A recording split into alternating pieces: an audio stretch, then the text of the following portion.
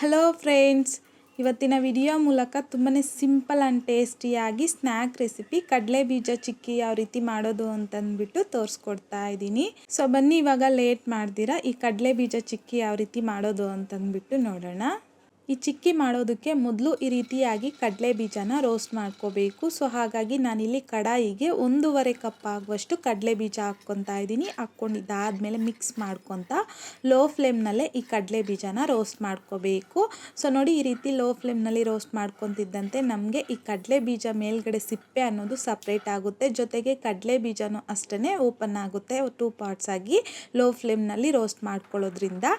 ಕಡಲೆ ಬೀಜನ ಈ ರೀತಿ ರೋಸ್ಟ್ ಮಾಡ್ಕೊಂಡಿದ್ದಾದಮೇಲೆ ಫ್ಲೇಮ್ನ ಆಫ್ ಮಾಡಿಕೊಂಡು ಪ್ಲೇಟು ಇಲ್ಲಾಂತಂದರೆ ಈ ರೀತಿ ಮೊರ ಬರುತ್ತಲ್ವ, ಸೊ ಅದರಲ್ಲಿಗೆ ತಗೊಂಡು ಇದನ್ನು ಪೂರ್ತಿಯಾಗಿ ತಣ್ಣಗಾಗೋದಕ್ಕೆ ಬಿಟ್ಬಿಡಿ. ಸೊ ತಣ್ಣಗಾಗಿದ್ದಾದಮೇಲೆ ಈ ರೀತಿಯಲ್ಲಿ ಕೈಯಲ್ಲಿ ಸ್ಮ್ಯಾಶ್ ಮಾಡ್ಕೊತಾ ಇದ್ರ ಮೇಲ್ಗಡೆ ಇರುವಂಥ ಸಿಪ್ಪೆನ ತೆಗೆದುಕೊಂಡ್ಬಿಡಬೇಕು. ಸೊ ಬಿಸಿ ಮೇಲೆ ಇದ್ರ ಮೇಲೆ ಇರುವಂಥ ಸಿಪ್ಪೆ ಅನ್ನೋದು ಬರೋದಿಲ್ಲ. ಹಾಗಾಗಿ ಪೂರ್ತಿಯಾಗಿ ತಣ್ಣಗಾಗಿದ್ದಾದಮೇಲೆ ಸಿಪ್ಪೆನ ಈ ರೀತಿ ಕೈಯಲ್ಲಿ ಸ್ಮ್ಯಾಶ್ ಮಾಡ್ಕೊತಾ ತೆಗೆದುಕೊಬಿಡಬೇಕು. ಜೊತೆಗೆ ಅಲ್ಲಲ್ಲಿ ಹಾಗೆ ಇರುತ್ತಲ್ವ, ಅದನ್ನು ಈ ರೀತಿ ಬೆರಳಲ್ಲಿ ಸ್ವಲ್ಪ ಸ್ಮ್ಯಾಶ್ ಮಾಡ್ಕೊತ ತೆಗೆದುಕೊಂಡ್ರೆ ಅದ್ರ ಮೇಲ್ಗಡೆ ಇರುವ ಸಿಪ್ಪೆ ಅನ್ನೋದು ಬಂದ್ಬಿಡುತ್ತೆ. ಸೊ ಈ ರೀತಿ ಸಿಪ್ಪೆ ತೆಗೆದಾದ್ಮೇಲೆ ಎಲ್ಲ ಸಪ್ರೇಟ್ ಮಾಡಿಕೊಂಡು ಇದರಲ್ಲಿ ಇನ್ನೂ ಕೆಲವೊಂದು ಕೆಟ್ಟೋಗಿರುವಂಥ ಕಡಲೆ ಬೀಜ ಇರುತ್ತಲ್ವ, ಸೊ ಅದನ್ನು ತೆಗೆದಾಕ್ಬಿಡಿ. ಸೊ ತೆಗೆದಾದ್ಮೇಲೆ ಈ ರೀತಿ ಸ್ಮ್ಯಾಶರಲ್ಲಿ ಸ್ವಲ್ಪ ಈ ಕಡಲೆ ಬೀಜನ 2 ಭಾಗ ಆಗೋ ರೀತಿ ಸ್ವಲ್ಪ ಸ್ಮ್ಯಾಶ್ ಮಾಡ್ಕೋಬೇಕು. ಸೊ ನೋಡಿ, ಆರಾಮಾಗಿ ಈ ರೀತಿ 2 ಪಾರ್ಟ್ಸ್ ಆಗಿ ಡಿವೈಡ್ ಆಗಿಬಿಡುತ್ತೆ ಈ ರೀತಿ ಸ್ಮ್ಯಾಶ್ ಮಾಡ್ಕೊಂಡಿದ್ದಾದಮೇಲೆ. ಸೊ ನೋಡಿ, ನಮಗೆ ಚಿಕ್ಕಿಗೆ ಬೇಕಾಗಿರುವಂಥದ್ದು ಕಡಲೆ ಬೀಜ ಅನ್ನೋದು ರೆಡಿಯಾಗಿದೆ. ಸೊ ಈಗ ಇದನ್ನು ಒಂದು ಪ್ಲೇಟ್ಗೆ ತೆಗೆದು ಪಕ್ಕಕ್ಕೆ ಇಟ್ಕೊಳ್ಳಿ ಅಷ್ಟೇ.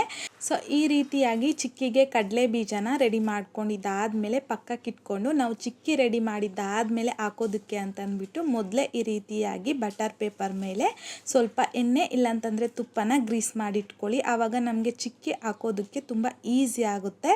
ಸೊ ನೋಡಿ, ಈ ರೀತಿ ರೆಡಿ ಮಾಡ್ಕೊಂಡಿದ್ದಾದಮೇಲೆ ಈಗ ಪಾಕಗೋಸ್ಕರ ನಾನಿಲ್ಲಿ ಕಡಾಯಿಗೆ ಯಾವ ಕಪ್ಪಲ್ಲಿ ಕಡಲೆ ಬೀಜ ತಗೊಂಡಿದ್ದೀರೋ ಸೊ ಅದೇ ಕಪ್ಪಲ್ಲಿ ನಾನಿಲ್ಲಿ 1.5 ಕಪ್ಪು ಕಡಲೆ ಬೀಜಗೆ ನಾನಿಲ್ಲಿ 1 ಕಪ್ ಫುಲ್ಲಾಗಿ ಬೆಲ್ಲ ಹಾಕ್ಕೊತಾ ಇದ್ದೀನಿ. ಬೆಲ್ಲ ಹಾಕಿದ್ದಾದಮೇಲೆ ಈ ಬೆಲ್ಲ ಕರಗೋದಕ್ಕೆ ಮಾತ್ರ 1 ಟೇಬಲ್ ಸ್ಪೂನ್ ಆಗುವಷ್ಟು ಮಾತ್ರ ನೀರನ್ನು ಹಾಕ್ಕೊಂಡು ಈ ರೀತಿಯಾಗಿ ಮಿಕ್ಸ್ ಮಾಡ್ಕೊತಾ ಮೀಡಿಯಮ್ ಫ್ಲೇಮ್ನಲ್ಲಿ ಬೆಲ್ಲನ ಕರಗಿಸ್ಕೊಬೇಕು. ಸೊ ನೋಡಿ, ಈ ರೀತಿಯಾಗಿ ಬೆಲ್ಲ ಕರಗಿದ ತಕ್ಷಣ ನಾವು ಪಾಕನ ಚೆಕ್ ಮಾಡ್ಕೊತಾ ಇರಬೇಕು. ಯಾಕೆ ಅಂತಂದರೆ ನಾವು ನೀರು ಅನ್ನೋದು ಕಡಿಮೆ ಹಾಕಿರ್ತೀರಲ್ವ, ಸೊ ಹಾಗಾಗಿ ಬೆಲ್ಲ ಕರಗಿದ ತಕ್ಷಣ ಮಧ್ಯದಲ್ಲಿ ಪಾಕನ ಚೆಕ್ ಮಾಡ್ಕೊತಾ ಇರಿ. ಸೊ ಈಗ ನೋಡಿ, ಒಂದು ಬೌಲಲ್ಲಿಗೆ ನೀರು ತಗೊಂಡಿದ್ದೀನಿ. ಈ ನೀರಲ್ಲಿಗೆ ಸ್ವಲ್ಪ ಪಾಕನ ಹಾಕಿ ಚೆಕ್ ಮಾಡ್ಕೋಬೇಕು. ಹಾಕಿದ ತಕ್ಷಣ ಒಂದು 5 ರಿಂದ 6 ಸೆಕೆಂಡ್ ಬಿಟ್ಟು ಆಮೇಲೆ ಪಾಕನ ಚೆಕ್ ಮಾಡ್ಕೊಳ್ಳಿ. ಈಗ ನೋಡಿ, ತೋರಿಸ್ತಾ ಇದ್ದೀನಿ ನಿಮಗೆ ನಾನಿಲ್ಲಿ ಪಾಕ ಅನ್ನೋದು ಇನ್ನೂ ಬಂದಿಲ್ಲ. ಇದು ತುಂಬ ಸಾಫ್ಟಾಗಿದೆ. ಈ ರೀತಿ ಉಂಡೆ ಮಾಡಿದಾಗ ಈ ರೀತಿಯಾಗಿ ಸಾಫ್ಟಾಗಿರಬಾರ್ದು. ನಾವು ನೀರಲ್ಲಿಗೆ ಹಾಕಿದ್ದಾದಮೇಲೆ ಟಂಗ್ ಅಂತ ಸೌಂಡ್ ಬರಬೇಕು. ಸೊ ಇದು ಇನ್ನೂ ಸಾಫ್ಟಾಗಿದೆ, ಇನ್ನೂ ಪಾಕ ಬಂದಿಲ್ಲ.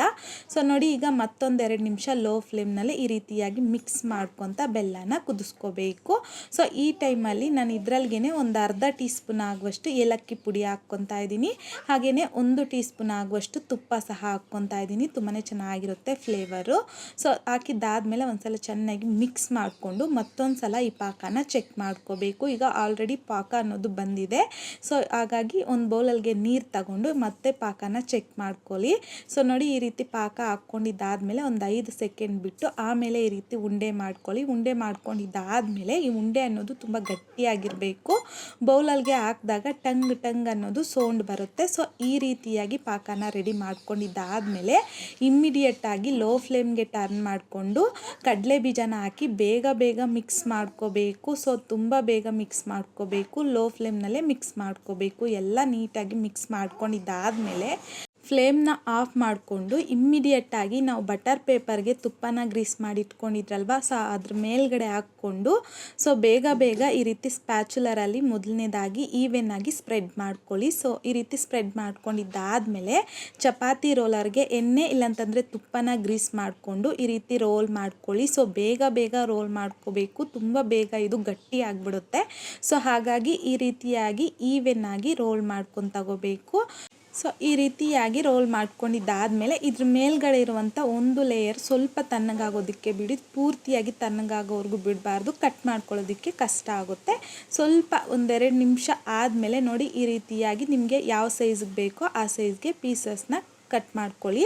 ಸೊ ನೋಡಿ ಈ ರೀತಿಯಾಗಿ ನಾನಿಲ್ಲಿ ಸ್ವಲ್ಪ ದೊಡ್ಡ ಸೈಜ್ಗೆ ಕಟ್ ಮಾಡ್ಕೊಂಡಿದ್ದೀನಿ. ಈ ರೀತಿ ಕಟ್ ಮಾಡ್ಕೊಂಡಿದ್ದಾದಮೇಲೆ ಇದನ್ನು ಪೂರ್ತಿಯಾಗಿ ತಣ್ಣಗಾಗೋದಕ್ಕೆ ಬಿಟ್ಬಿಡಿ. ಅಟ್ಲೀಸ್ಟ್ ಒಂದು 2 ಅವರ್ಸ್ ಆದರೂ ಬಿಡಬೇಕು. ಆವಾಗ ನಮಗಿಲ್ಲಿ ಚಿಕ್ಕಿ ಅನ್ನೋದು ಪೂರ್ತಿಯಾಗಿ ತಣ್ಣಗಾಗಿರುತ್ತೆ. ಸೊ ಒಂದು 2 ಅವರ್ಸ್ ಆದಮೇಲೆ ನಾವು ಬಟರ್ ಪೇಪರ್ ಹಾಕಿದ್ರಲ್ವ, ಸೊ ಅದನ್ನು ತೆಗೆದ್ಬಿಟ್ಟು ಈ ರೀತಿಯಾಗಿ ಪೀಸ್ನ ಕಟ್ ಮಾಡ್ಕೊಳ್ಳಿ. ಸೊ ನೋಡಿ ಎಷ್ಟೊಂದು ಪರ್ಫೆಕ್ಟಾಗಿ ಕ್ರಿಸ್ಪಿಯಾಗಿ ನಮಗಿಲ್ಲಿ ಚಿಕ್ಕಿ ರೆಡಿ ಆಗಿದೆಯೋ ಅಂತಂದ್ಬಿಟ್ಟು ತುಂಬಾ ಟೇಸ್ಟಿಯಾಗಿರುತ್ತೆ.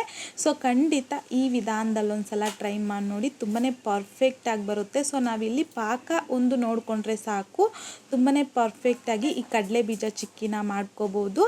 ಸೊ ಈ ವಿಧಾನದಲ್ಲಿ ನೀವು ಮನೇಲಿ ಟ್ರೈ ಮಾಡಿ ನೋಡಿ. ಟ್ರೈ ಮಾಡಿದ್ದಾದಮೇಲೆ ನಿಮಗೂ ಸಹ ಟೇಸ್ಟ್ ಹೇಗೆ ಬಂತಂದ್ಬಿಟ್ಟು ಮರೀದೆ ಕಾಮೆಂಟ್ ಬಾಕ್ಸಲ್ಲಿ ಕಮೆಂಟ್ ಮಾಡಿ, ಲೈಕ್ ಮಾಡಿ, ಶೇರ್ ಮಾಡಿ. ಮತ್ತಷ್ಟು ಈಸಿ ಆ್ಯಂಡ್ ಸಿಂಪಲ್ ಕ್ವಿಕ್ ರೆಸಿಪೀಸ್ಗೋಸ್ಕರ ದಯವಿಟ್ಟು ನೀವು ಇನ್ನೂ ನಮ್ಮ ಚಾನಲ್ನ ಸಬ್ಸ್ಕ್ರೈಬ್ ಮಾಡಿಲ್ಲ ಅಂತಂದರೆ ಸಬ್ಸ್ಕ್ರೈಬ್ ಮಾಡಿ.